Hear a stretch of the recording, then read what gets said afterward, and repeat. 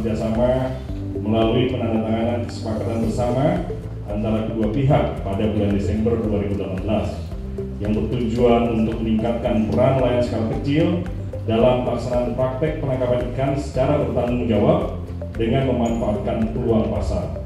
Melalui pelaksanaan pertemuan regional ini, kami merasa telah memperoleh dukungan semangat dan amunisi baru, Pak, untuk memperkuat pembinaan nelayan kecil di lokasi kerja dan sasaran. Yang pertama, penguatan kapasitas kelembagaan nelayan kecil untuk melakukan kegiatan penangkapan ikan secara legal, reported dan regulated.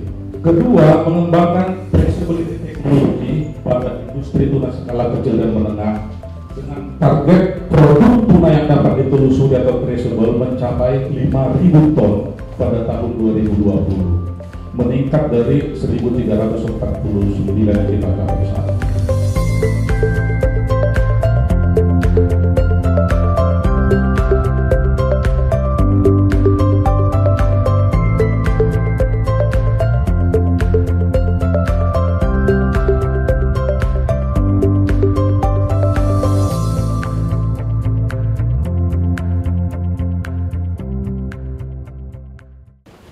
Pertama, di level internasional, Indonesia ini adalah penghasil produk perikanan tuna terbesar di dunia. Jadi begitu pentingnya peran-peran kita terhadap dunia. 16% secara global itu dari Indonesia. Di level nasional, tuna, tongkol, cakalang itu berkontribusi sekitar 20% dari produk perikanan nasional. 70% dari hasil tangkapan tuna, tongkol, cakalang itu berasal dari hasil tangkapan nelayan skala kecil Indonesia, di mana ada bapak-bapak di sini.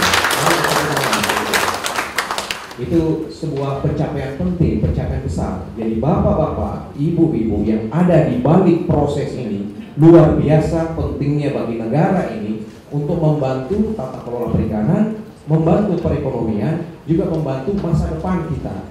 Sangat penting Pak dari bidang perikanan. Makanya kita ada di sini untuk mendiskusikan. Selama 4 tahun terakhir, KKP sudah melakukan banyak sekali inisiatif. Saya kira kita sudah ketahui bersama. Ibu Susi sudah sangat terkenal dengan kata tenggelamkan itu, di mana sudah 488 kapal kita tenggelamkan dan ada 102 lagi nanti akan kita tenggelamkan lagi. Kita sudah mengusir 7.000 kapal asing, kapal asing tidak boleh lagi masuk di wilayah Indonesia, sehingga 100% nelayan Indonesia lah yang berhak menangkap ikan di wilayah Indonesia.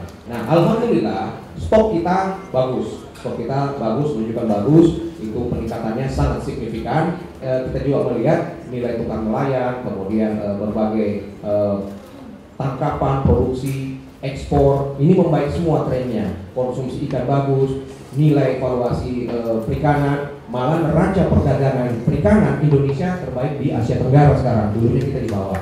Jadi banyak cerita bagus yang berhasil kita lakukan bersama-sama.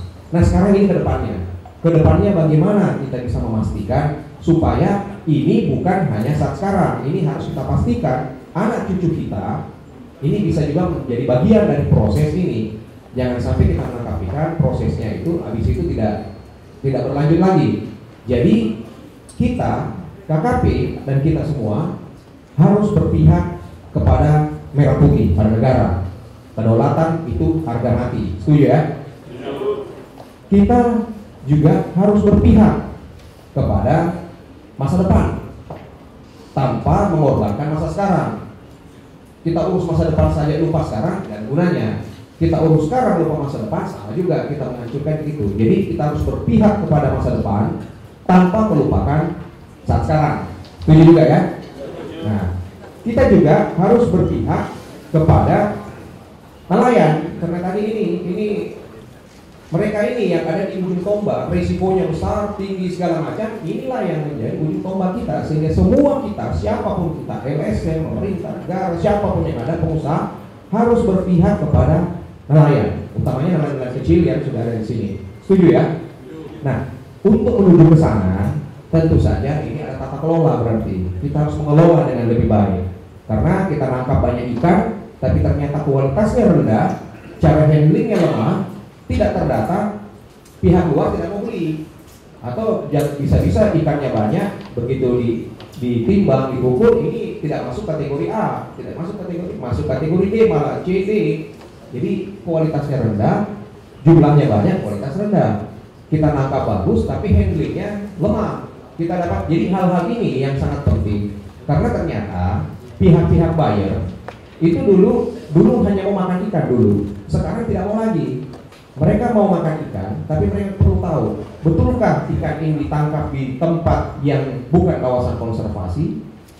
Betulkah ikan ini ditangkap dengan cara yang ramah lingkungan?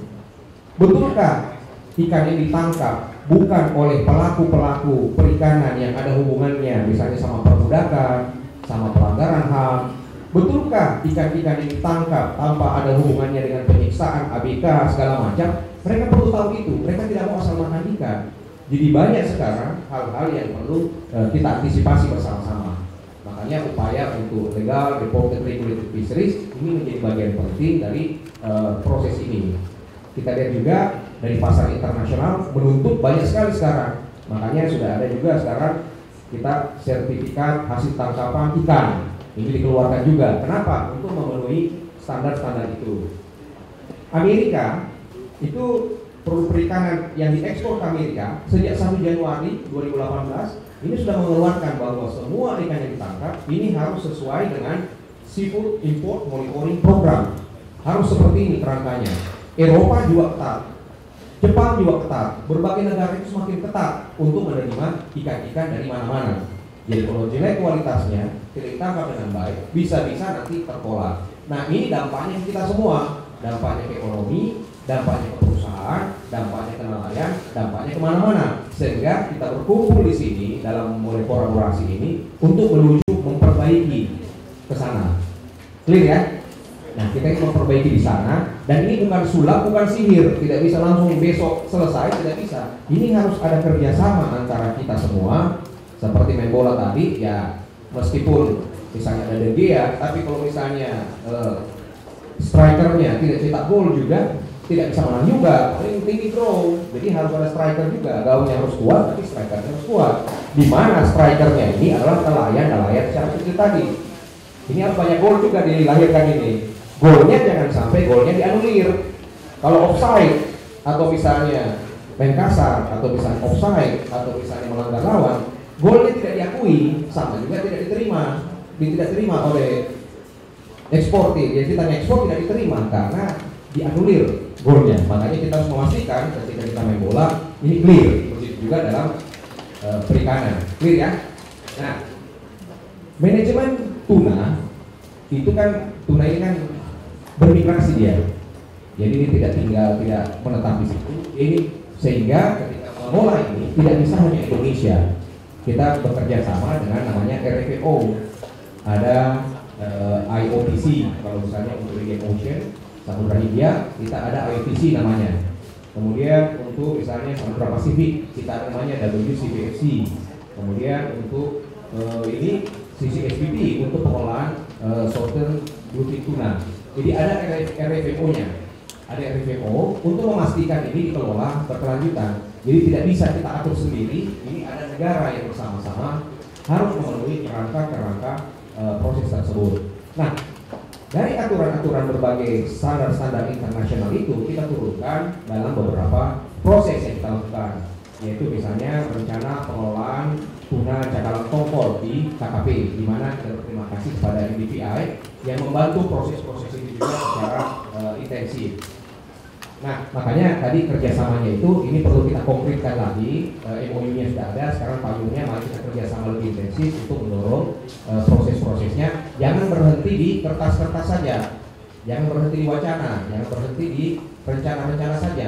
Ini harus masuk ke tahap implementasi supaya kita maju semua. Nah, tadi digambarkan tadi bahwa kita sepertinya komite pengelola data perikanan. Tapi ternyata urusan tuna tongkol cakalang ini bukan hanya urusan data. Ini urusan manajemen, ini urusan capacity building, ini urusan bagaimana kita melangkah bersama-sama yang di pusat, yang di daerah, yang LSM, yang perguruan tinggi, yang nelayan. Ini bisa berangkat dengan arah yang jelas. Makanya saya setuju tadi, kalau bisa komite ini bukan komite data saja, ini menjadi salah satu bagian untuk mendorong proses manajemen itu. Kalau ada yang perlu saya dukung untuk itu, mohon diinformasikan supaya bisa. Nah, kita menghadapi fair trade, perdagangan yang lebih adil. Jadi tadi ada kita harus berkelanjutan, harus berdaulat, juga harus prosperity. Tapi keadilan juga harus menjadi bagian dari proses ini. Nah, apa fair trade itu? Ini kita harus ada kelihatan success story-nya kayak apa, supaya kita bisa melihat dengan kasat mata. Nah, makanya prosesnya kita menuju ke sana. Peluang pemanfaatan pasar internasional lain ini sekarang lebih terbuka dengan adanya misalnya Fisheries Improvement Program, di mana bonusnya adalah sertifikat MSC Ecolabel. Nah, di sini saya perlu sampaikan bahwa kita bersyukur salah satu perusahaan kita, yaitu di Sorong, PT Citra Raja 4, itu telah berhasil mendapatkan sertifikat MSC Ecolabel. Ini baru-baru saja mereka mendapatkan. Ini satu prestasi yang luar biasa besar, penting, bahwa ternyata MSC itu bisa kita capai. Dan saya dengar dari MDPI juga sementara memfasilitasi proses MSC supaya nanti kita bisa bertumbuh berkembang, dan bulan Maret nanti ini akan menjadi gongnya ya, reviewnya. Nah, kita perlu menuju ke sana bersama-sama. Karena ada insentif, karena dari para pembayar ini bisa memberikan nilai premium, di mana keuntungannya bisa sampai 16% dari harga yang diterima dengan harga biasa kalau kita sudah mendapatkan sertifikat ini. Nah, dari kami juga, dari KKP juga, fasilitasi Mas Trian dan kita semua, itu pada bulan Juni 2018 kita sudah bekerja sama dengan 14 buyer, kalau nggak salah, buyer atau retailers, bahwa mereka siap membeli ikan-ikan Indonesia, ikan-ikan kita dengan harga premium kalau kita kelola dengan mekanisme-mekanisme yang berkelanjutan tersebut. Jadi dengan harga yang lebih bagus, mereka siap. Ini bayar-bayarnya bayar-bayar besar, pembeli-pembeli besar. Jadi saya kira ini sangat strategis kalau kita bisa masuk di situ. Nah, makanya saya kira dalam proses kolaborasi ini saya senang sekali, saya bangga sekali bisa ada di sini, karena ini adalah kita maju satu langkah lagi. Kalau dulunya kita kita tinggalkan kembali, sekarang kita maju bagaimana menuju standar-standar sertifikasi. Nah, dalam berkolaborasi tentu saja banyak kepala, bisa banyak pikiran, kemudian banyak institusi, bisa banyak hasilnya segala macam. Tapi saya berharap kita punya satu derap langkah yang sama menuju yang tadi itu, berpihak kepada negara, berpihak kepada masa depan, dan tanpa berkompromi terhadap ini. Kemudian kita berpihak juga kepada nelayan. Nah, ini adalah LLF. Jadi kita berharap dari komunitas ini tidak ada lagi nanti cerita-cerita ilegal, unreported, unregulated fishing. Karena ini yang akan menghambat kita nantinya. Kalau kita terlibat di situ, masuk di situ, bukan hanya nelayannya sendiri yang rugi, bisa-bisa negaranya yang kena kartu kuning atau kartu merah. Misalnya Thailand kena kartu kuning kemarin, kartu kuning. Jadi dia mau ngekspor nggak boleh, dia mau ini nggak boleh, tertahan. Nah, kita sangat berhati-hati untuk memastikan itu. Saya juga memastikan kita masih punya PR juga ya terkait dengan DG Sante dari Eropa, ini memastikan semua proses itu supaya ini. Kalau misalnya kita dapat kartu kuning atau kartu merah, kita game over istilahnya. Nah, makanya ini penting sekali kita menjaga ritme tersebut supaya bisa berjalan lebih efektif. Saya tidak berbicara lebih jauh lagi karena saya yakin bahwa diskusi bapak-bapak, ibu-ibu sekalian jauh lebih penting daripada sekedar pengarahan ini. Yang jelas yang kita harapkan ini adalah satu misi bersama KKP bahwa ada momentum besar ikan kita luar biasa banyak sekarang.